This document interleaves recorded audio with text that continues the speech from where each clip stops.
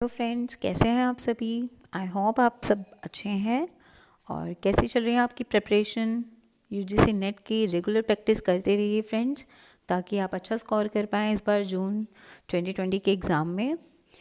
तो ये हमारी कम्युनिकेशन की सेकंड क्लास है। इससे पहले मैं लेक्चर दे चुकी हूँ, जिसके अंदर मैंने आपको इंक्लूड किया था कम्युनिकेशन का मीनिंग, उसकी डेफिनेशंस, कैरेक्टरिस्टिक्स, प्रोसेस और टाइप्स। आज मैं आपको वहीं से ही स्टार्ट कराऊंगी जहां हमने कल लीव किया था।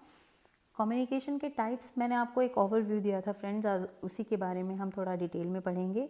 और आज से हम लोग हर क्लास के अंदर 5 MCQs भी सॉल्व करेंगे कम्युनिकेशन के, जिससे कि आपकी प्रैक्टिस भी हो जाए और आपको एक बेटर अंडरस्टैंडिंग मिल सके।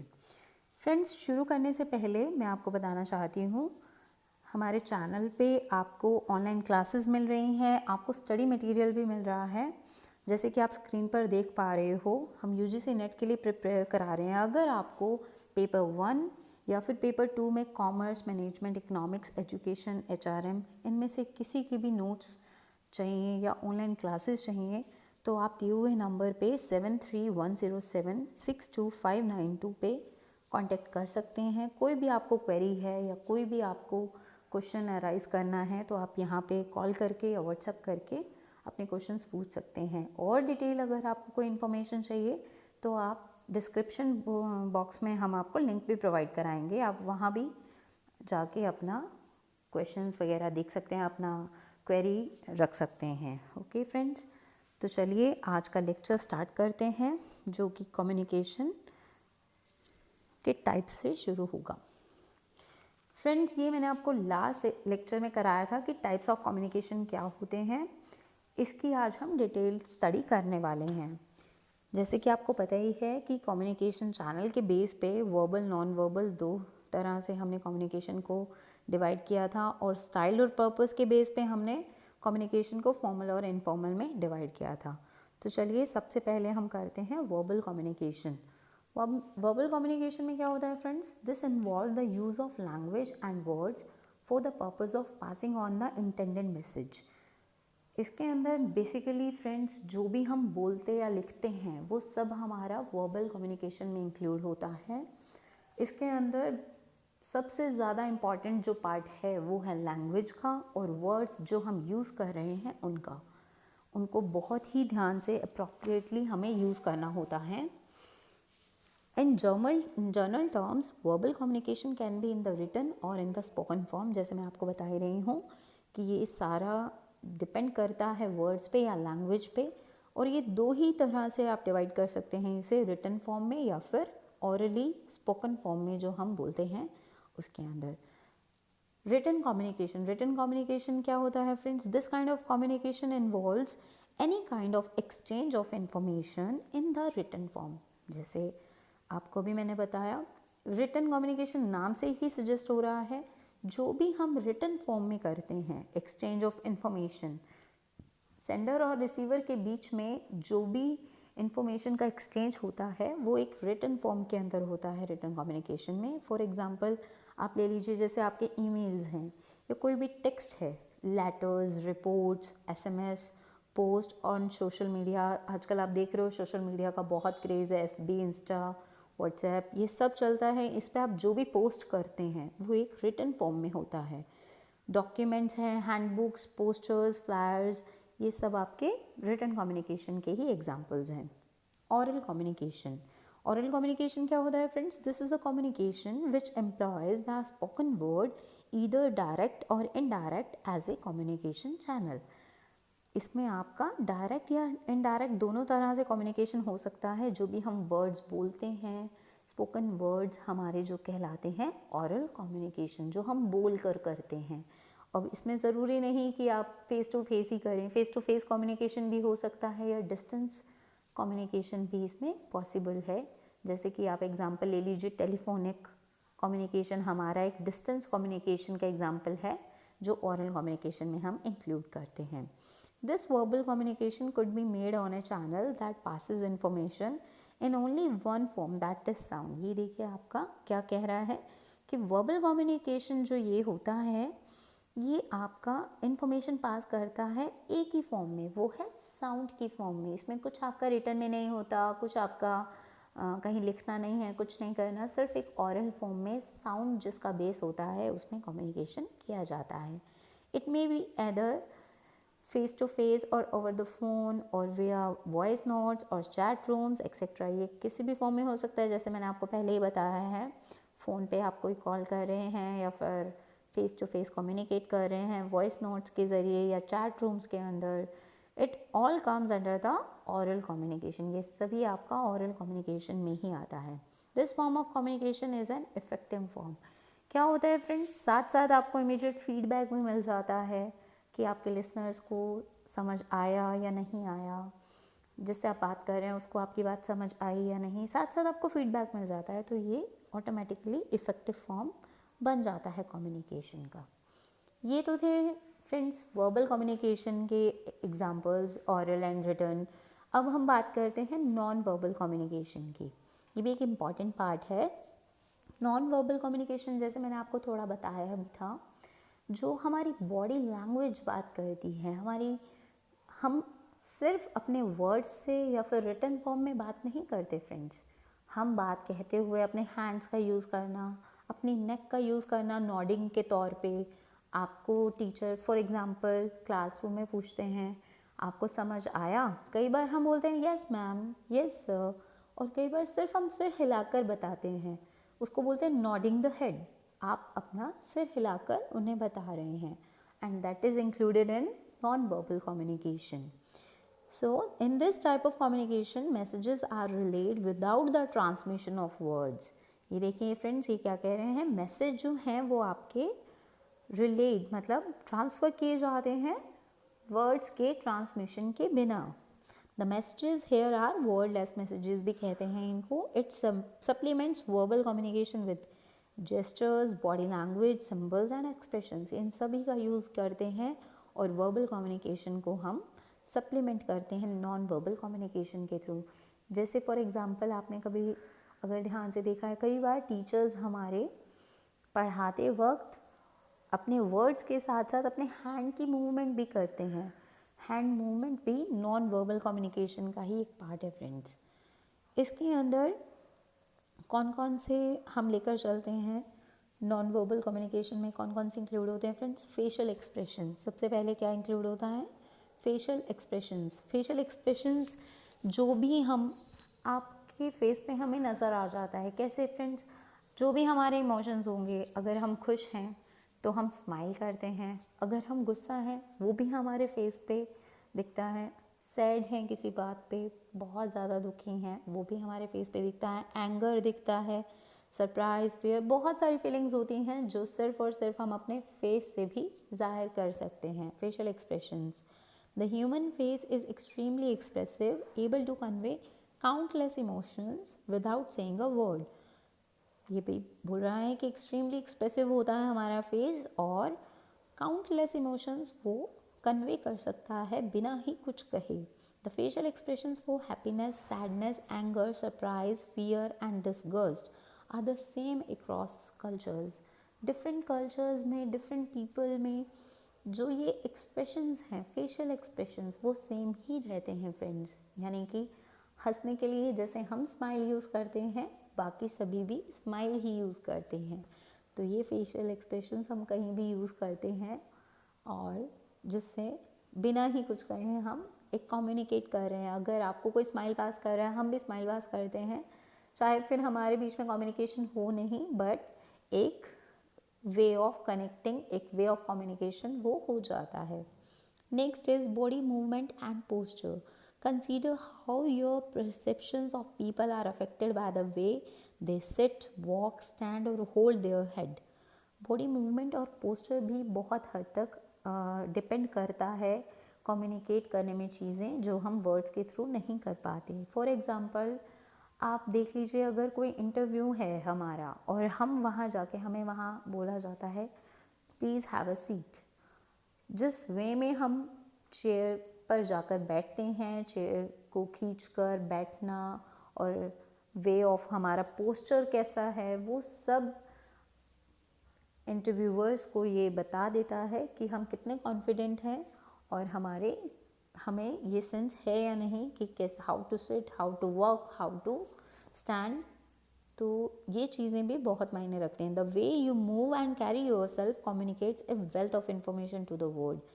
जिस तरह से हम मूव करते हैं, खुद को कैरी करते हैं, वो भी बहुत एक वेल्दी इंफॉर्मेशन कैरी करता है, कम्युनिकेट करता है वर्ल्ड को।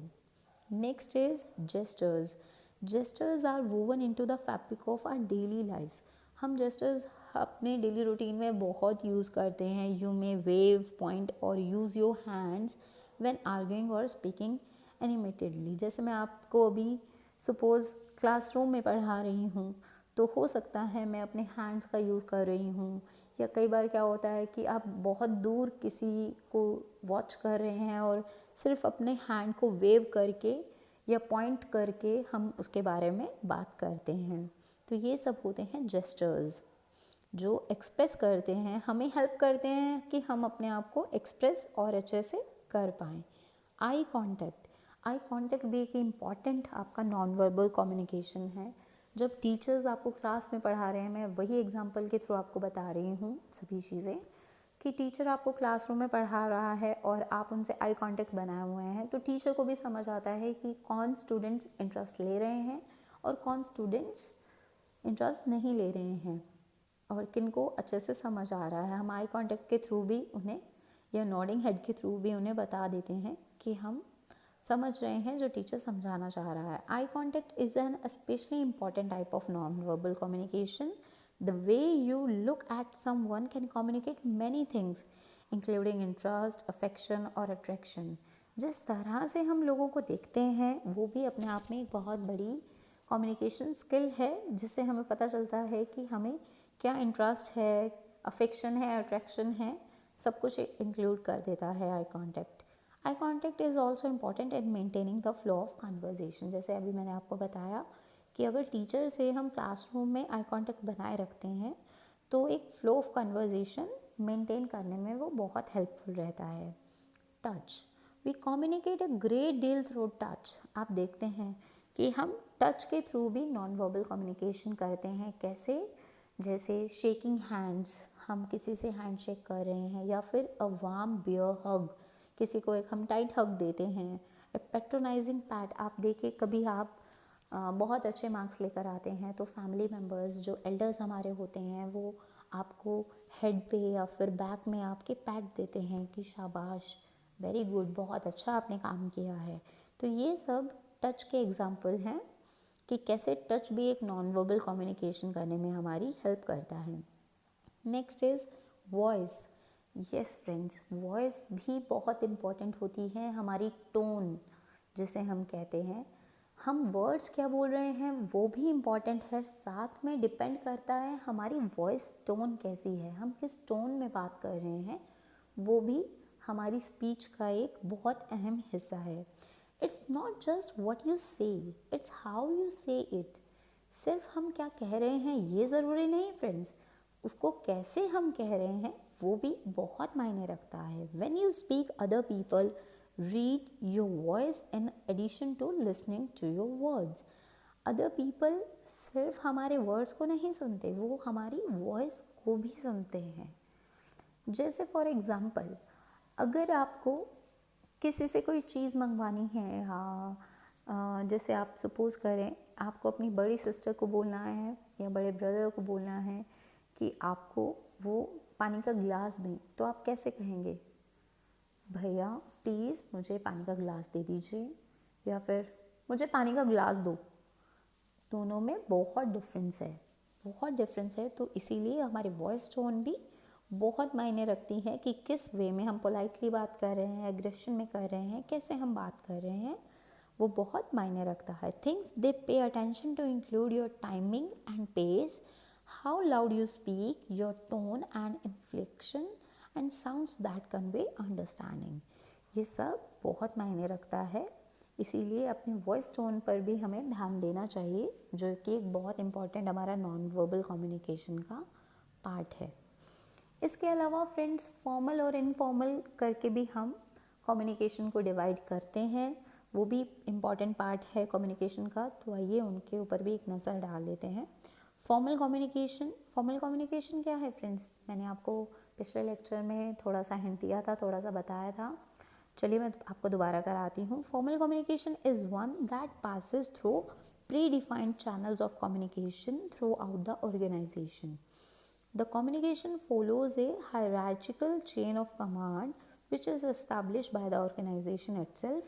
In general, this type of communication is used exclusively in the workplace and the employees are bound to follow it while performing their duties. Formal communication basically friends वो है जहाँ पे information एक pre defined यानी पहले से decided है, उन्हीं चैनल्स के थ्रू कम्युनिकेशन पास होकर अपना एक वे उसका प्री डिफाइंड रहता है, उसी के थ्रू वो ऑर्गेनाइजेशन में कम्युनिकेट करता है। इसकी एक हायरार्चिकल चेन ऑफ कमांड होती है फ्रेंड्स, जो ऑर्गेनाइजेशन में एस्टैब्लिश होती है, और उसी के थ्रू हम जितने भी हमें इंफॉर्मेशन पास करनी है, जितने भी मैसेजेस कम्युनिकेट करने हैं, वो हम करते हैं। और एम्प्लॉयज़ क्या होते हैं? बाउंड टू फॉलो इट, उनको वो फॉलो करने ही पड़ते हैं। स्पेशल इंस्ट्रक्शन, स्पेशल जो एक चेन होती है वो फॉलो कर कर ही कम्युनिकेट करना पड़ता है एम्प्लॉयज़ को। बेसिकली ये वर्क प्लेस में ही ज़्यादा इंक्लूड होता है फ्रेंड्स। इसके कौन कौन से टाइप्स हैं आइए हम देखते हैं। अपवर्ड और बॉटम अप। अपवर्ड और बॉटम अप कौन से होते हैं?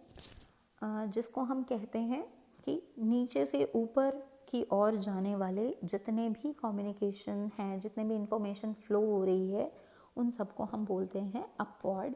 The communication in which the flow of information goes from subordinate to superior authority, यानी कि जो आपके वर्कर्स हैं, फॉर एग्जांपल आपके वर्कर्स हैं, उनको अगर कोई बात बोलनी है वो अपने सुपरिटेंडेंट को बोल देंगे, ठीक है, और वो जाके एम्प्लॉयज़ को, एम्प्लॉयज़ जाके मैनेजर्स को, मैनेजर्स जाके टॉप लेवल मैनेजमेंट को। आपकी बात एक प्रॉपर चेन में चलती है, जिसको हम अपवर्ड कम्युनिकेशन कहते हैं। डाउनवर्ड कम्युनिकेशन फ्रेंड्स जो टॉप टू डाउन होता है, that is called downward communication. The communication in which the flow of information goes from superior to subordinate. यहाँ पे क्या होता है? सबसे पहले जो आपके टॉप लेवल मैनेजमेंट है वो मैनेजर्स को बता देते हैं, मैनेजर्स फिर आगे अपने एम्प्लॉयज़ को बताते हैं। इस तरह से टॉप टू बॉटम आपका कम्युनिकेशन होता है फ्रेंड्स। हॉरिजॉन्टल और लेटरल होता है जो सेम लेवल पे होता है। The communication between two employees of different departments working at the same level. जैसे मैंने आपको बताया, अलग अलग डिपार्टमेंट्स के एम्प्लॉयज़ भी हो सकते हैं, सेम डिपार्टमेंट के एम्प्लॉयज़ भी हो सकते हैं, जो आपस में बात करते हैं लेकिन सेम लेवल पे। क्रॉस वाइज और डायगोनल क्या होते हैं friends? The communication between the employees of two different departments working at different levels. यहाँ पे एम्प्लॉयज़ डिफरेंट डिपार्टमेंट्स के भी हो सकते हैं और डिफरेंट लेवल्स के भी हो सकते हैं, तो उनके बीच में जो कम्युनिकेशन होता है उसको बोलते हैं क्रॉस वाइज और डायगोनल। आई होप आपको ये समझ आ रहा है। Next is informal communication. Informal communication क्या होता है फ्रेंड्स? जैसे मैंने बताया, जिसमें कोई बाउंडेशन नहीं होती, ये बिल्कुल फ्री होता है, कहीं भी कैसे भी आप कर सकते हैं, उसको हम बोलते हैं informal communication. The communication which does not follow any predefined channel for the transmission of information is known as informal communication.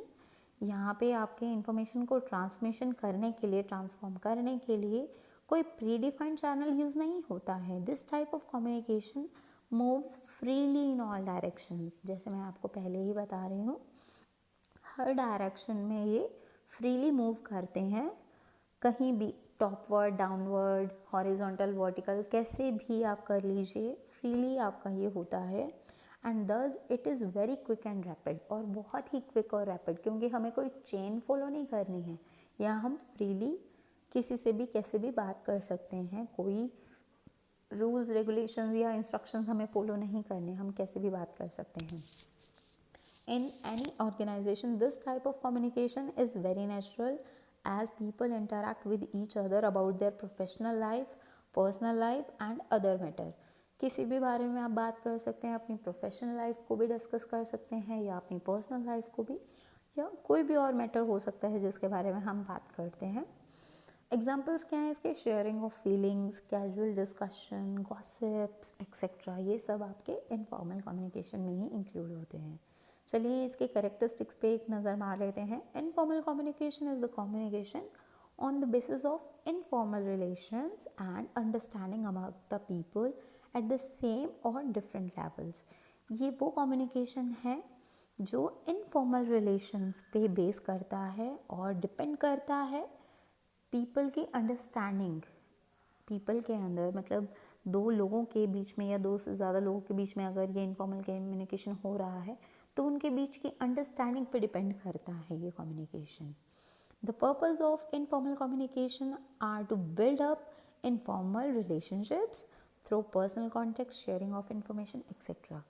Basically इसका पर्पस क्या होता है? इनफॉर्मल रिलेशनशिप्स बिल्ड करना, किसके थ्रू? पर्सनल कॉन्टेक्स्ट के थ्रू, शेयरिंग ऑफ इंफॉर्मेशन के through वगैरह वगैरह। इन informal communication feedback is immediate. जैसे मैंने आपको बताया, बहुत फास्ट आपका, मैंने आपको कोई बात कही सपोज़, और अगर आपको वो बात आपने सुनी है, जैसे सपोज़ अभी हम कोविड-19 की बात करते हैं, कोरोना वायरस के हर दिन हम देख रहे हैं कितने केसेस बढ़ रहे हैं, तो हो सकता है कोई न्यूज़ मैं आपसे शेयर करूं, अरे मालूम है क्या आज की डेट में इतने केसेस हो रहे हैं। अगर आपको मालूम होगा तो आप फ़ौरन बोलेंगे हाँ हाँ मैंने भी न्यूज़ देखी थी, ऐसा हुआ था। और अगर आपको नहीं मालूम होगा तो भी आप साथ साथ रिएक्ट करेंगे, क्या बात कर रहे हो, कल तक तो सिर्फ इतने केसेस थे, आज इतने हो गए। तो हमें जो फीडबैक है वो इमीडिएट मिलता है इनफॉर्मल कम्युनिकेशन में। It is unofficial and informal in nature. ये अनऑफिशियल है और इनफॉर्मल है नेचर में। No sanction of the higher authorities required. कोई हायर अथॉरिटी की हमें सिग्नेचर की या उनकी परमिशन की ज़रूरत नहीं होती इसमें। अगर हमें हमारे कलीग से बात करनी है तो हम डायरेक्टली कर सकते हैं, जिस टॉपिक पे करना चाहें उस टॉपिक पे कर सकते हैं। It is loose and very much flexible. ये बहुत लूज़ है और बहुत फ्लेक्सिबल है, इसको आप चेंज कर सकते हो।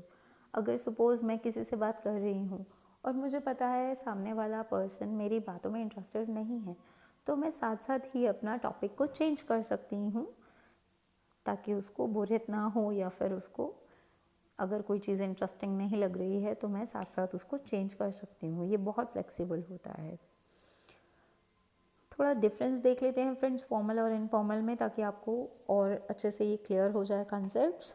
तो फर्स्ट डिफरेंसेस, एक चीज़ याद रखना फ्रेंड्स कि फॉर्मल कम्युनिकेशन का एक और नाम है ऑफिशियल कम्युनिकेशन, और इनफॉर्मल कम्युनिकेशन का एक और नाम ग्रेप वाइन। ये क्वेश्चन बहुत आता है फ्रेंड्स कि ग्रेप वाइन कम्युनिकेशन हम किसको कह सकते हैं। 4 ऑप्शंस आपको दे दिए जाते हैं, तो ये क्वेश्चन कई बार अराइज हुआ है, तो इसको आप अच्छे से कर लीजिएगा, अच्छे से माइंड में बिठा लीजिए।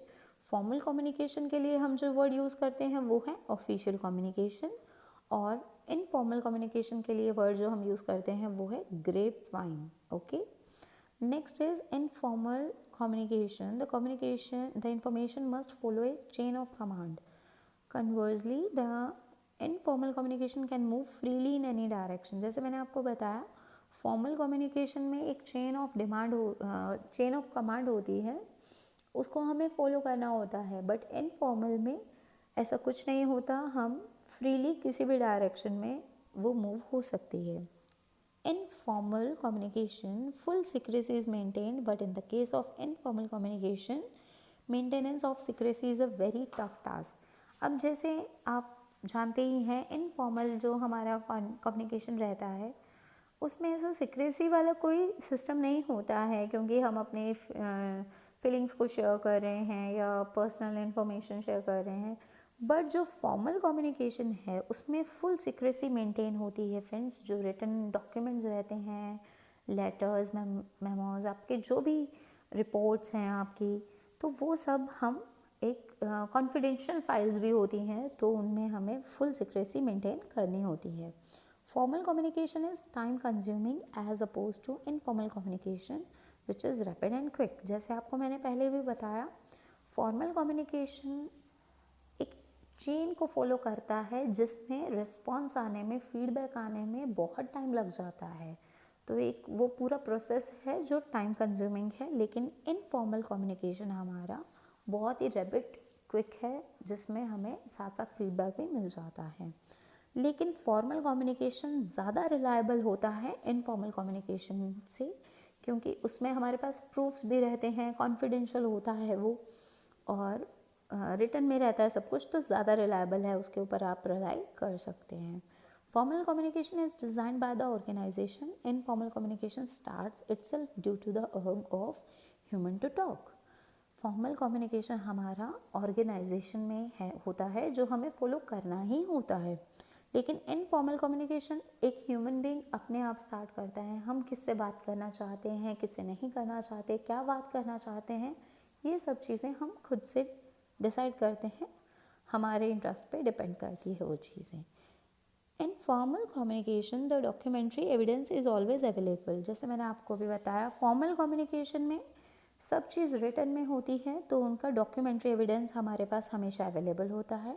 लेकिन इनफॉर्मल कम्युनिकेशन में सपोर्टिंग डॉक्यूमेंट्स अवेलेबल नहीं होते फ्रेंड्स, क्योंकि हम कुछ भी रिटन में नहीं देते, हम सिर्फ ऑरली या फिर नॉन आपका कॉन्फिडेंशियल फाइल्स वगैरह वहाँ पे होता है, तो वहाँ पे आपको सपोर्टिंग डॉक्यूमेंट्स कुछ भी नहीं रहते। आई होप आपको अब तक पढ़ाए हुए सभी टॉपिक समझ में आ रहे हैं। तो चलिए फ्रेंड्स, अब हम देखते हैं कुछ MCQs। आज से हर लेक्चर में हम MCQs इंक्लूड करेंगे, ताकि आपकी प्रैक्टिस भी साथ साथ होती रहे। सो देखिए, यहाँ है कम्युनिकेशन के से ही रिलेटेड हमने जो पढ़ा है फ्रेंड्स, उसी से रिलेटेड मैंने क्वेश्चंस भी यहाँ पे आपके लिए डाले हैं। Decoding is associated with. अब तक तो फ्रेंड्स आपने पूरा मैसेज पढ़ के और सोचना भी शुरू कर दिया होगा, आई होप। डिकोडिंग किससे रिलेट होता है, आप बताइए।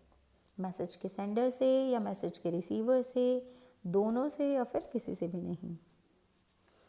यस, अपना कमेंट बॉक्स में आप डाल सकते हैं अपने आंसर्स। चलिए मैं आपको बता ही देती हूँ। इसका आंसर है फ्रेंड्स मैसेज रिसीवर। आपको पता है डिकोडिंग कौन करता है, रिसीवर करता है डिकोडिंग।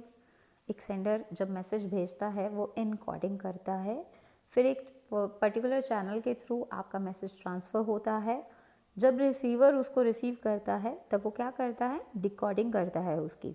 ओके, चलिए next question. The biggest obstacle in the way of communication in a class is. Classroom के कम्युनिकेशन में सबसे बड़ा ऑब्स्टेकल क्या है फ्रेंड्स, क्या है? ऑप्शंस देखिए। Excess of noise in a class, बहुत ज़्यादा शोर हो रहा है क्लास के अंदर, या फिर vagueness about the content of a teacher. Teacher का कंटेंट जो है उस मतलब वो ठीक नहीं है, बेकार है, या कुछ भी उसके बारे में आपको नॉलेज नहीं, या सपोज ऐसा कुछ। The noise out of class and other related obstacles, जो क्लास के बाहर नॉइस हो रहा है, या और कोई ऑब्स्टेकल्स हैं बाहर, क्लास के बाहर। या फिर lack in teaching aid material, teaching में पढ़ाने में कमी है, या फिर टीचिंग मटेरियल हमारे पास प्रॉपर नहीं है एक टीचर के पास। इनमें से क्या ऑब्स्टेकल सबसे ज़्यादा बड़ा है एक क्लासरूम के अंदर? Think yes, you can do it. चलिए मैं बता देती हूँ आपको आंसर। सबसे ज़्यादा हो रहा है फ्रेंड्स जो क्लासरूम के अंदर नॉइस है, इसका आंसर है A, excess of noise in a class. Classroom में जो नॉइस हो रहा है, बहुत ज़्यादा नॉइस होगा तो टीचर पढ़ा ही नहीं पाएगा। बाकी सभी ऑप्शंस क्या हैं, टीचर एटलीस्ट पढ़ा तो रहे हैं, बच्चे सुन तो रहे हैं।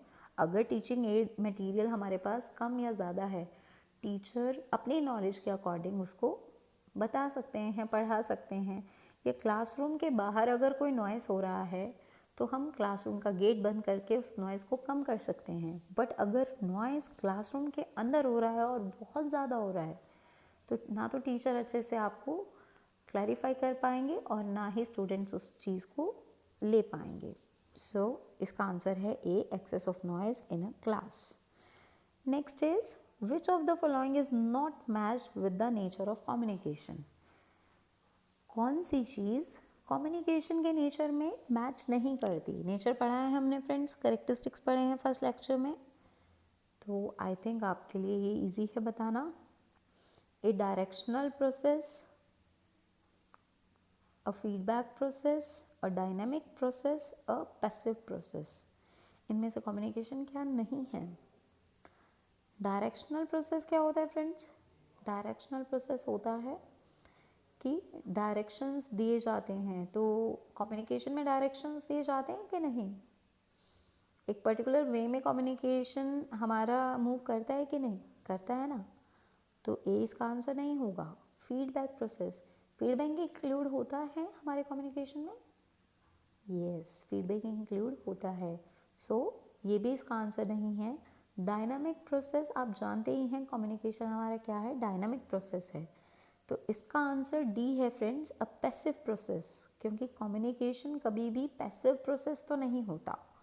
सो दैट्स वाई इसका आंसर है डी, पैसिव प्रोसेस।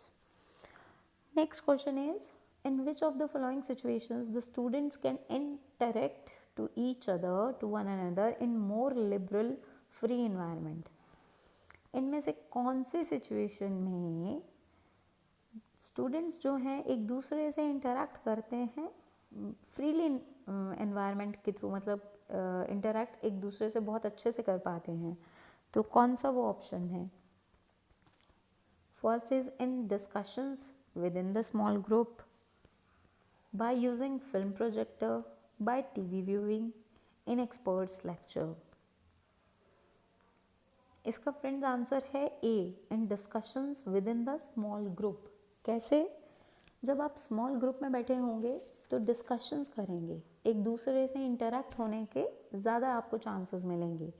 अब सोचिए आप टीवी देख रहे हैं, एक दूसरे से तो इंटरेक्ट नहीं हो रहे, या किसी एक्सपर्ट के लेक्चर में बैठे हैं तो आप एक्सपर्ट को सुनेंगे, आप लोगों का आपस में इंटरेक्शन नहीं होगा।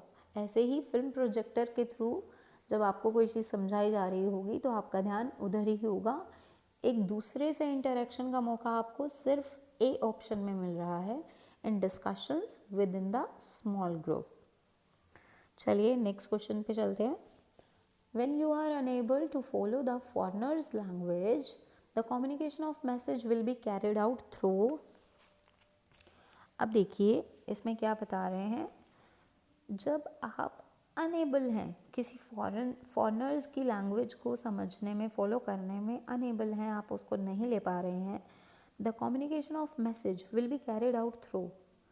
कम्युनिकेशन फिर कैसे पास होगा, कैसे कैरी फॉरवर्ड किया जाएगा?